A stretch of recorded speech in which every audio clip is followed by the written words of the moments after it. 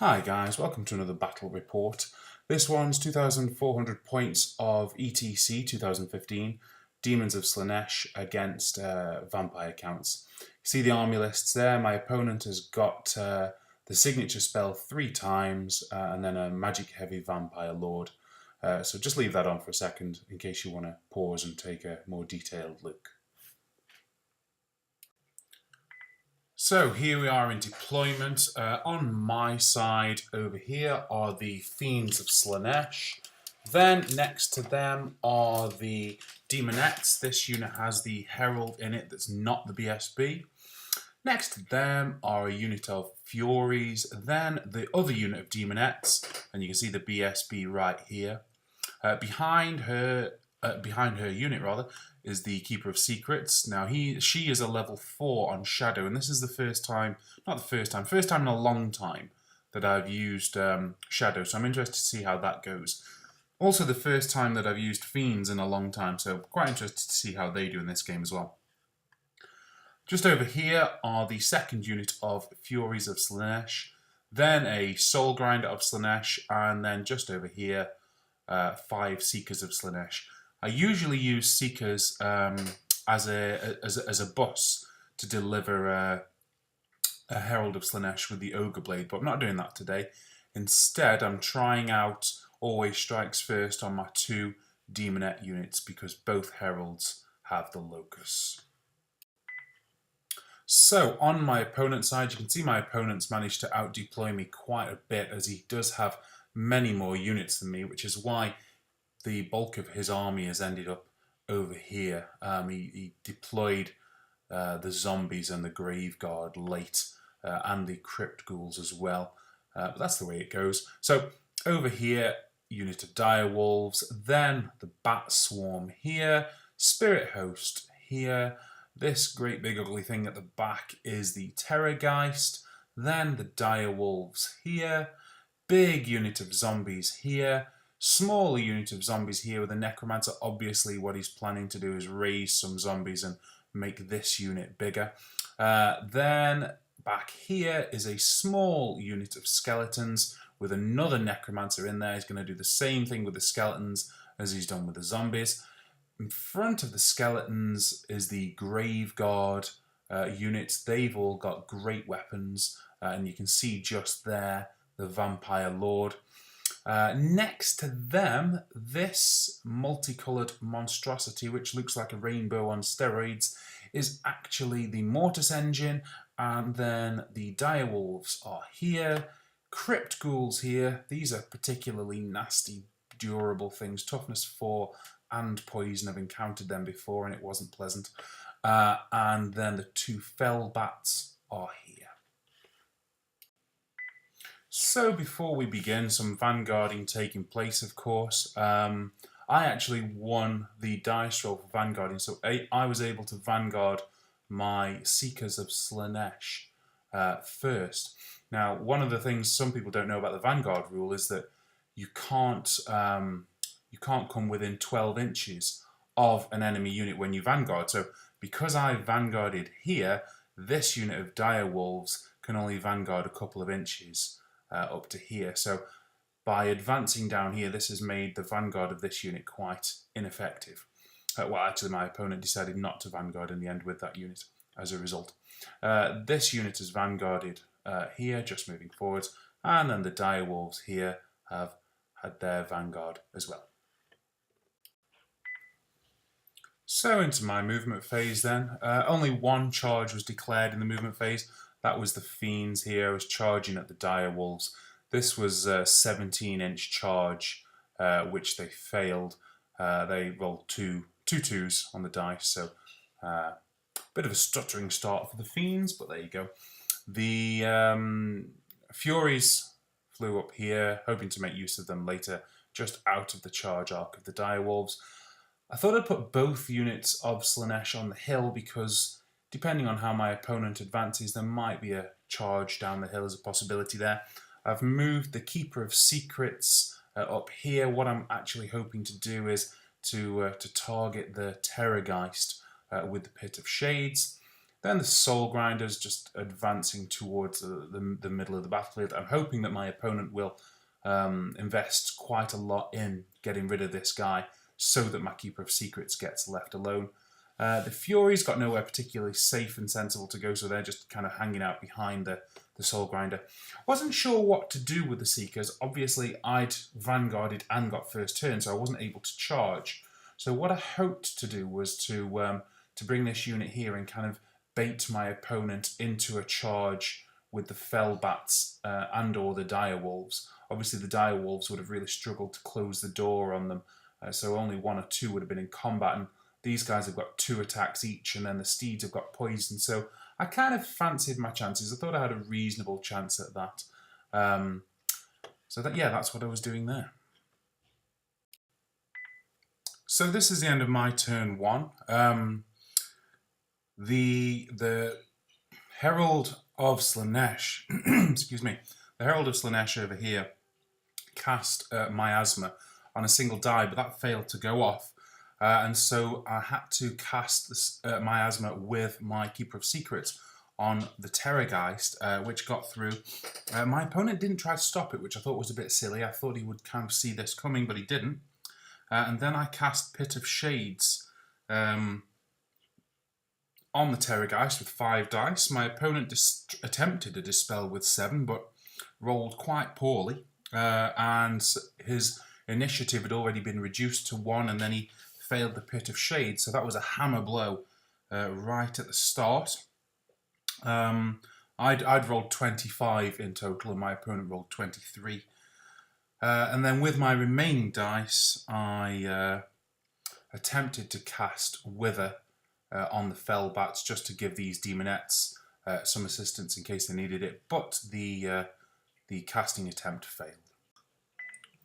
So my opponent's turn, then you can see he's march blocking here with the Dire Wolves, and so he's basically not taking the bait with these Demonettes, but that's fine because he didn't make any charges, and so with the Dire Wolves and the Fell Bats being in front of the Crypt Ghouls, it's prevented the Crypt Ghouls from charging the Seekers. Sorry, not Demonettes, Seekers. Because obviously they would absolutely demolish this unit. So that's okay. And then over here, the Dire Wolves are also attempting to march block this unit. These Dire Wolves have kind of headed this way, but they've failed their marching leadership test against this unit here. So my opponent decided to basically expose this flank to me. I don't really know why he did that, but he did. So that was that. And then everything else largely advanced. The Mortis engine kind of went sideways, trying to get that regeneration bubble over here. So this is the end of my opponent's turn. The Mortis engine has rolled a 6, which has given a bit of regen over here, I think. His magic phase, I played his magic phase quite well. He managed to get a 9 on the magic phase because he had the vampiric power, the Master of the Black Arts, which allows him to re-roll one of the Winds of Magic dice. So he ended up with 9 dice against my 5. He put through a gaze of Nagash, which killed 3 Demonettes. Wasn't particularly bothered about that. I did manage to stop the invocation of Nehek twice, but he got it through on the 3rd time. But I was kind of happy to accept he got it through once and he killed 3 Demonettes, given how many more power dice he had than I had dispel dice. And that was the end of his turn. So on to my turn then. I do apologise for the quality of this photo. It is sometimes hard to see how good they are when you're looking at them on your phone, but this one didn't come out so well. Left to right, the Fiends of Slaanesh have got these Dire Wolves in the charge on the flank. They've gone a long turn and hit them there. The Keeper of Secrets is actually trying to spring this march block here and overrun into this Spirit Host. So I've charged the Spirit Host with the Furies so that he can have this combat here and then overrun into that one. So these demonettes are kind of moving around the side here. I'm thinking to engage this unit with the demonettes. And I know that the vampire counts, work on basically sandbagging units, and you can kill zombies until you're blue in the face, and more will appear. But I'm thinking the demonettes are probably a fairly good matchup for them, because they've got 2 attacks each on this front rank, and then the support attacks, and always strikes first, and the herald is in there as well. One of my heralds has got the obsidian blade, and one of them has got the sword that gives them an extra 2 attacks. So one is quite a suitable match for the vampire, perhaps, and one's going to be good at killing. So there's a lot of attacks in this unit anyway, so I'm thinking that might work there. That has meant this keeper charge here has meant that this unit has to stay still, but I'm okay with that. What I'm thinking might happen is that he may charge the Furies here and then overrun, and I'm hoping I might be able to come down the hill and catch him just here after the keeper has cleared off out of the way over here. I've charged the dire wolves here with the soul grinder because obviously I've got to, and then I'm thinking I will overrun into the fell bats here. Pretty sure that he set this up on purpose, let me kill these, overrun into these, and then he charges me here. But I'm okay with that because, if you're a demon player, your soul grinder should die, really. It's there to scare the pants off your opponent, and it keeps all these considerable resources away from my Keeper of Secrets, so that's fine. And then my Seekers have slipped round the side here, and I'm thinking I'll find something useful to do with them later, depending on where he puts the Mortis Engine. Might force him to bring it over here out of the way, or I might be able to charge a unit in the rear or something like that. So that was the end of my second movement turn. So this is the end of my turn. You can see that the Fiends have managed to get through those dogs, and then they've overran 2 inches. So they are officially the world's slowest Fiends. First here with a charge where they charged a total 4 on the dice, and then an overrun of 2, feeling particularly lazy, been in the cabinet for far too long. I attempted a character snipe with Pit of Shades. I only rolled 3 on my magic phase. I did channel 1, so I ended up with 4 dice. I attempted a character snipe on both the necromancer and the vampire here, but both managed to escape with Lookout Sir. So I actually only ended up killing 5 Graveguard. That was a mistake. It was a waste. The keeper managed to bunny hop through the dire wolves and into the spirit host, and both got ripped apart. And the grinder overran here into the fell bats over here, and that was pretty much the end of my turn.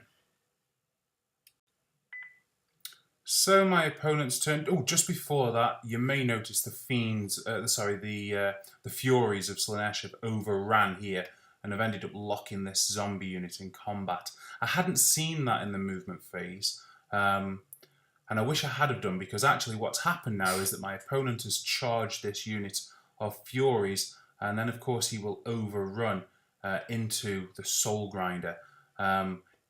I could have saved myself a unit of Furies really by not putting them there, because he would have charged the Soul Grinder anyway. So that was a bit of a waste because I didn't see this here, but never mind. He's charged the Crypt Ghouls. He's come along here and then turned and gone on the side here. As a result of being so close to the board edge, he was only able to get 1 model in base contact, but of course he'll reform later, so that's that. The Mortis Engine has moved this way. He's been forced to come this way, which reduces the bubble over here somewhat. And I think that was the end of my opponent's movement phase. Everything else was either locked tight or just sort of stumbling forwards. So this is the end of my opponent's turn. I've got a lot of notes here that I'm just looking at, so I'm just going to go through them one at a time. The Mortis Engine did not inflict any wounds on the Seekers as a result of its special rule, just rolled badly on the dice. I've mentioned already the big zombie unit being locked by the Furies.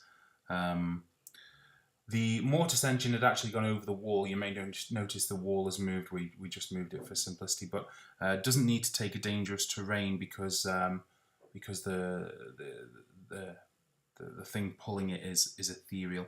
The smaller unit of zombies went backwards 2 inches, and my opponent got 11 on the magic phase again as a result of that vampiric power, master of the black arts. He cast the invocation of Nehek on an 18, which I let through because I had 7 dispel dice, but obviously I thought I would do better to dispel a little bit later on when my opponent didn't really roll so many big numbers. So he cast a big Dance Macabre, and I actually let this through. This was a really big mistake because what I was thinking was he was just going to cast Dance Macabre over here, and he was casting it, for this unit over here against the Soul Grinder, and here for the Furies, and that didn't matter because I didn't really care whether the Furies died, and the Soul Grinder's really there to die, but actually that spell would kind of linger on into the next combat phase, giving my opponent re-rolled hits, which was a real mistake on my part because you do not want a unit with great weapons re-rolling hits against you. So that was particularly unpleasant. He failed to cast Hellish Vigor with his Vampire Lord, and then I dispelled another invocation of Nehek. The Banshee Scream took out 2 Seekers over here. The Furies that were in combat here, this of course is the end of the turn when the unit has reformed. What's happened is he's charged the Furies here, and then he's wiped them out and overran into the Soul Grinder, and then the Soul Grinder has actually been beaten by these re-rollable great weapon attacks. So that's dropped as well, and then he's reformed. But the Furies in combat actually managed to wound the Vampire Lord, but he saved it on his armor save. He got the 4+ ward. But anyway, he overran into the Grinder and managed to take it out.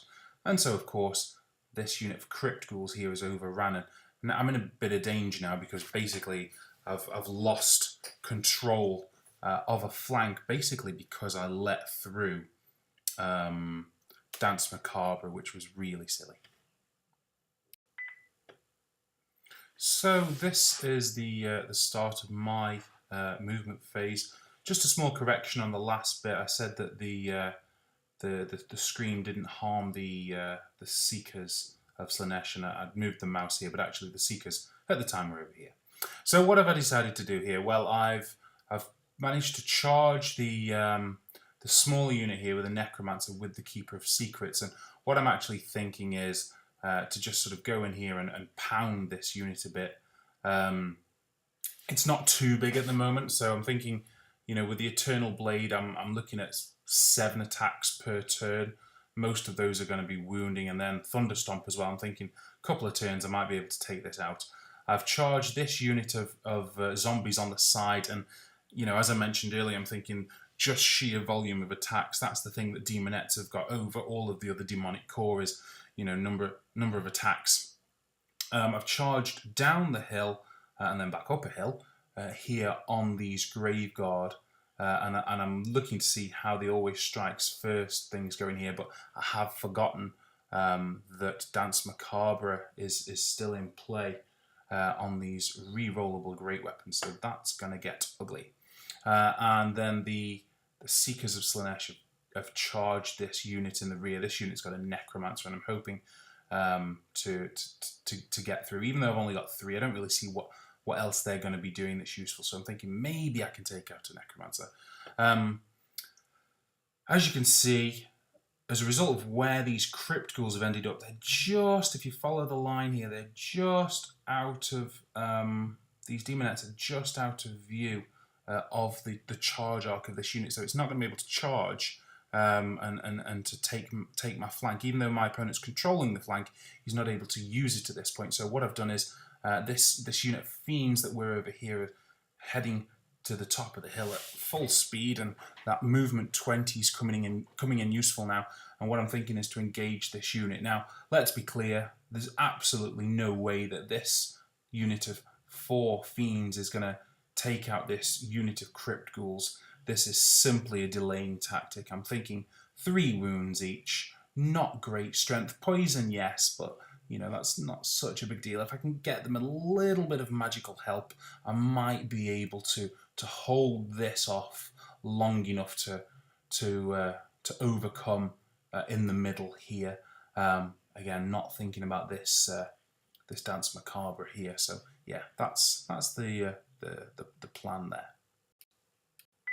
So this was the end of my turn. I'd actually rolled a 10 on the magic phase, which gave me a 4+ ward save, which was particularly important here in the middle, rather than a 5+ ward save, making these Demonettes a bit more durable against this unit that's still got Dance Macabre on it with great weapons. I'd cast the Enfeebling Foe on this unit, but my opponent used his Dispel Scroll on that, and then he was able to dispel my attempt at Withering. I did cast Miasma on this unit twice, once for weapon skill, but didn't go down by enough, and once on initiative. I was thinking to reduce the initiative of the vampire, get some rerolls against him, but it turned out that he would have some sort of item or ability which prevented rerolls because it gave always strikes last. Elsewhere on the board, my keeper, for the 3rd time in a row, had rolled a 1 on his Eternal Blade, which was quite frustrating. He managed to kill 4 of the zombies, plus a charge meant that 5 died from the unstable rule. The Herald unit, the Herald and the Demonettes here did quite a good job on these zombies. And Always Strikes First came in really helpfully here because I actually missed 10 on the first go. And you can see here that I've taken quite a few casualties against this unit in spite of my Always Strikes First here. I think at this point in the game, Always Strikes First on these 2 core units is actually working out quite well. I rather like it. But the Eternal Blade I'm not so sure on. You know, at the moment it's given me 1 extra attack every turn at strength 7, which against this army hasn't done very much, and I'm kind of now of the opinion that it's a bit hit and miss, and even then only really useful when you know, when there's a worthwhile target on the board for it. And to be honest, I am thinking now that the Always Strikes First sword, the Sword of Swift Slaying, is probably better for the keeper than the Eternal Blade. So I've pretty much made my mind up with that. So yeah, a bit of a pounding here in the middle. The Demonettes, the Seekers over here, had killed a couple of these zombies and won combat, and then a couple more dropped from unstable. So into my opponent's movement phase, you can see back here the Mortis engine is kind of umming and ahhing and is moving around and about, trying to keep that regen over here.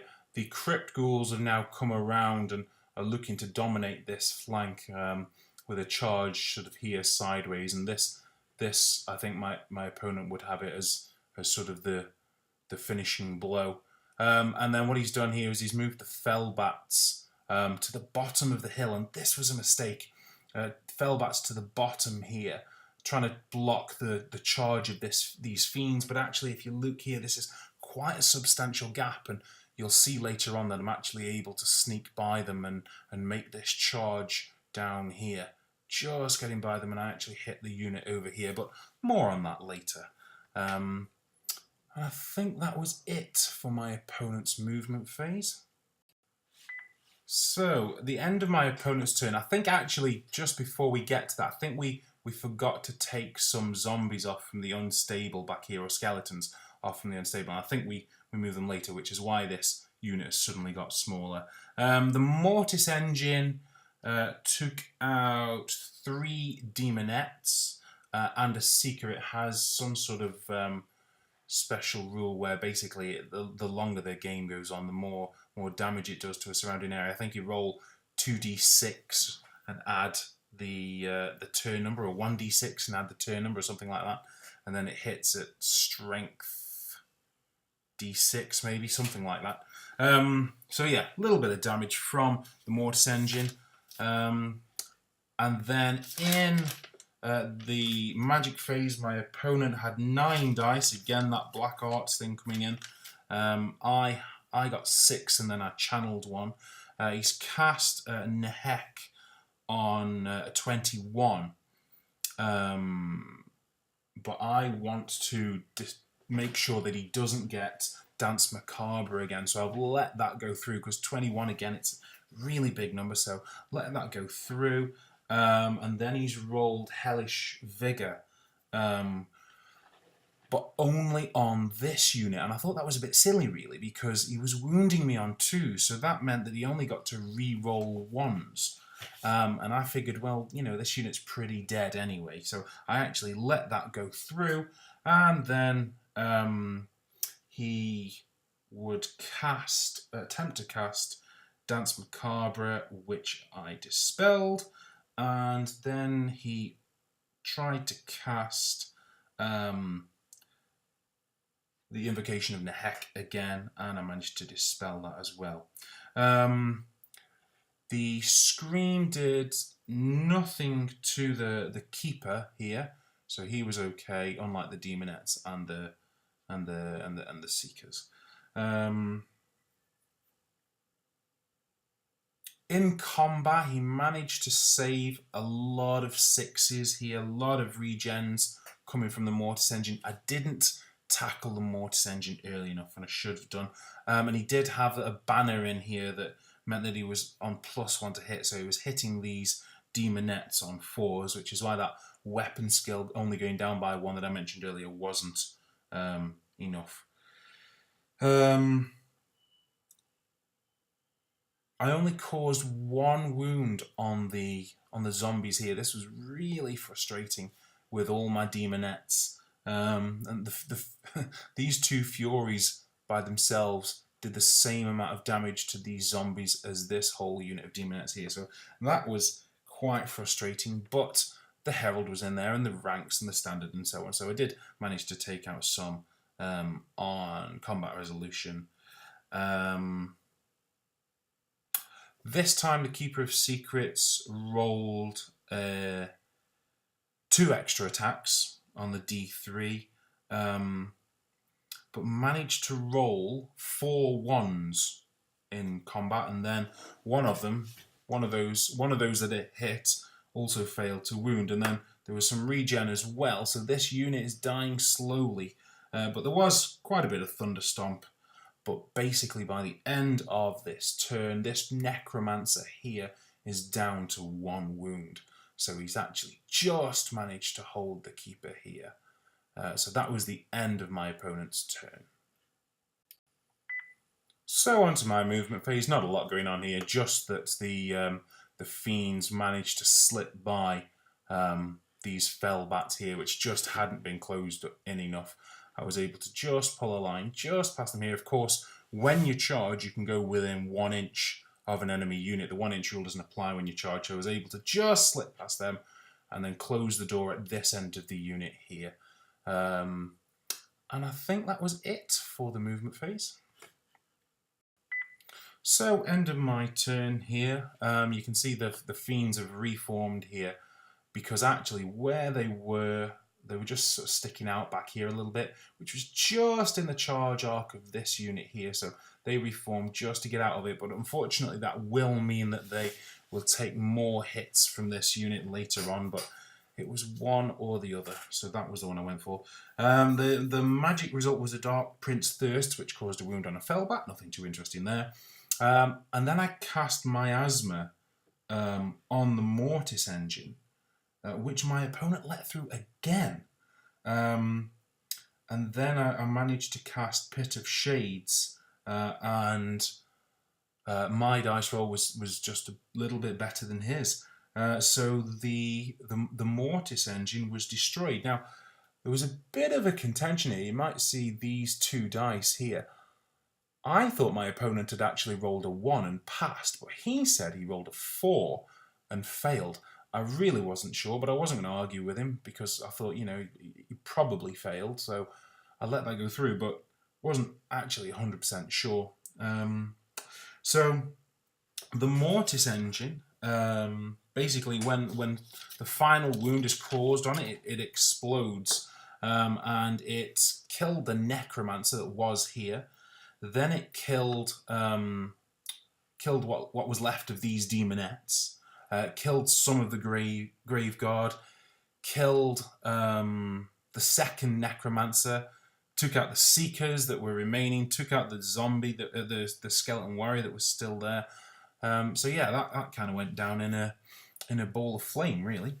In combat here, these extra attacks are really sort of weighing in now, and my dispelling of Nehek earlier on has meant that this zombie unit didn't really have the manpower that it needed now, and I've actually caused 11 wounds from combat resolution, so that was good.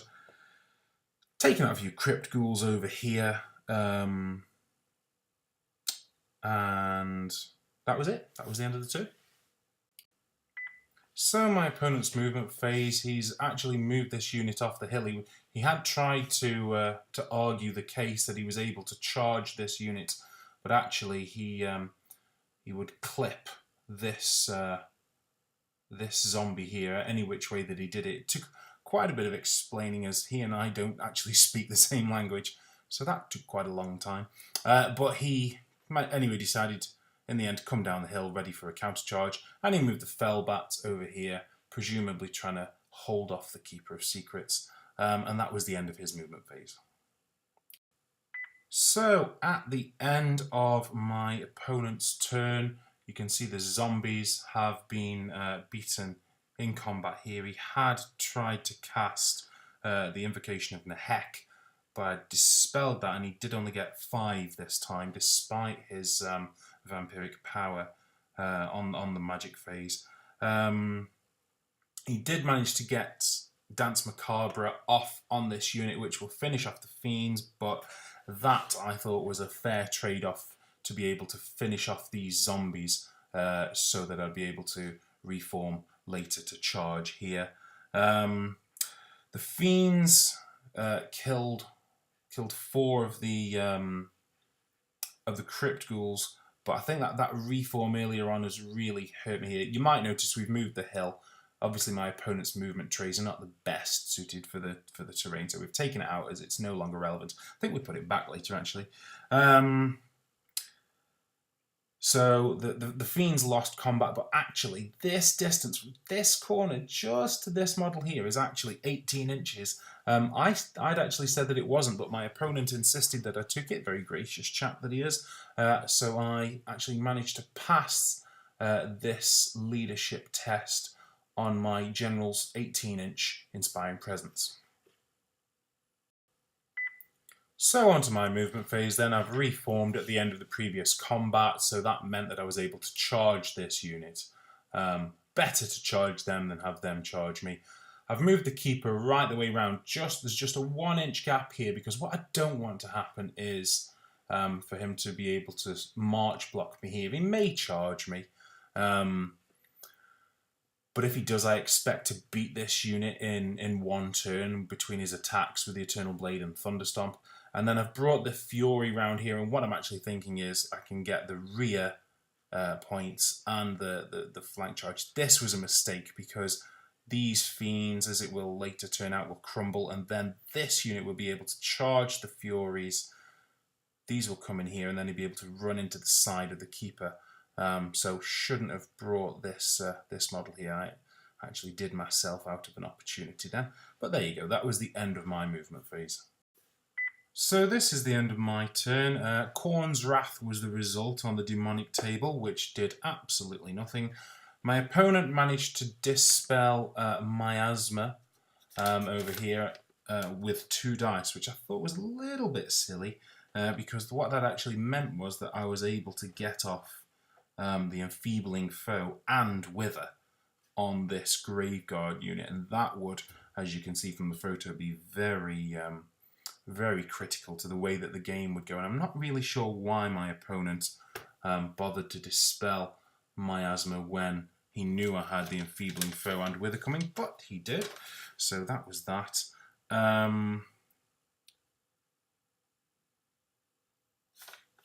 Question here, actually, something I wasn't sure about. During this combat, perhaps Coop or Thomas, if either of you are watching this, you might be able to tell me. The vampire here has got the other tricks to shod, which means that models in base contact lose or have to re-roll failed successful ward saves. And what he actually did was, during this combat, before these Graveguard died, he decided that these Graveguard that were here were going to target these 2 Demonettes.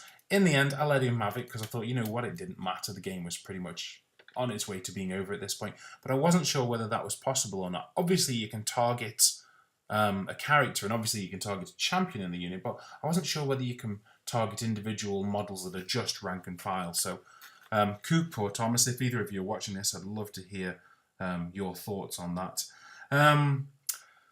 The end of combat, I'd won by 10 as a result of the Enfeebling Foe and Wither, so that wiped out the unit and took the vampire down to 2 wounds. But you can see over here that the fiends have been finished off by these crypt ghouls. So my opponent's movement phase, then, you can see, as I'd mentioned earlier, that he was going to charge with the bat swarm. I've taken a slightly different angle on this photo because we're down to the last few models here. Charged with the bat swarm, and then he's charged this fury, which is a gift I've given him, really. Foolish of me.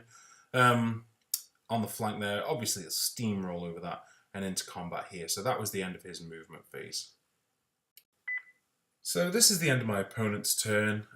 He had got 7 dice from the Winds of Magic against 5 of mine. He had cast the Invocation of Nehek, which brought him back 6 ghouls, but I wasn't particularly bothered about that because they were too big for me to finish off anyway. And I wanted to make sure he didn't get re-rolls in combat against the Keeper, because obviously this unit has all got poison. I didn't want re-rollable poison going on over here, so I let the Invocation of Nehek go through to make sure I could stop that. The Keeper, the bats at this point have of course died, but they were here earlier, which took away the Keeper's always strikes first. The Crypt Ghouls did 3 wounds on him, 2 of which were poison, but he pulverized the bats and then Thunder Stomps, which gave me a massive combat resolution, which killed some of the ghouls, but that was that. Over here, the vampire issued a challenge, which I refused, so he pushed my BSB to the back. I didn't care about that because I can still use my BSB's ability. It's only leadership that you can't use when you refuse a challenge, and that wasn't going to be a problem. So his vampire killed a couple of demonettes, and then between rank and file and so on and so forth, I think I did 1 wound to it as well. I managed to take the vampire out on combat resolution, and that was the end of the game. We were up to the end of turn 5, but we both had places to go, and the game was pretty much over, so we ended it there. So a few thoughts in closing here. I was trying out a number of things in this list, which I was actually going to take to the local tournament, which actually got rescheduled. So the guy I was playing against here was the only other person that was able to make it on the day, and he would have been in the tournament. And I think that's quite telling I'd thought, I could take this list, I could outmaneuver everybody, and and I could be quite confident of victory. And actually, he really bloodied me up. In the end, I won. It was 12-8, but perhaps not as good as I think I am sometimes. So things I was running a rule on the Eternal Blade. I'm really not sold on it. It didn't help out that much in this game, and I kind of think to myself, well, it's not going to help out against all against all opponents, and when it does, some of the time it won't work. When it works, it'll be great, but some of the time it won't. Compare that with the Always Strikes First sword, which is a third of the cost. I'm going back to the Always Strikes First sword on the Keeper.